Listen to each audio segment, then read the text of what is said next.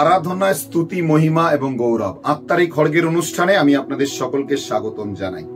যোহন লিখিত সুসমাচার অধ্যায় 6 পদ সংখ্যা 11-তে লেখা রয়েছে, তখন যিশু সেই রুটি কখানা নিলেন ও ধন্যবাদ স্তুতি উচ্চারণ করে যারা সেখানে বসেছিল তাদের মধ্যে তা বিতরণ করলেন।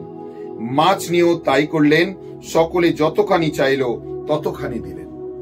অবাক বিষয়, 5টি রুটি 2টি মাছকে ঈশ্বর এক মহান কৃপাতে এবং অনুগ্রহতে বদলে দিলেন এবং সেই যে মাছ এবং রুটিগুলোকে তিনি আশীর্বাদে বদলালেন। আজ আপনার কাছে যা আছে প্রভুর কাছে তুলে দিন, তিনি আপনাকে আশীর্বাদে বদলাবেন। প্রভু চান আপনার জীবনকে আশীর্বাদে বদলাতে। আসুন তার কাছে আমরা এগিয়ে আসি, যেন তার আশীর্বাদ আমরা লাভ করতে পারি। হালেলুইয়া। যুক্ত থাকার জন্য অজস্র ধন্যবাদ। সকলকে জয় যিশু।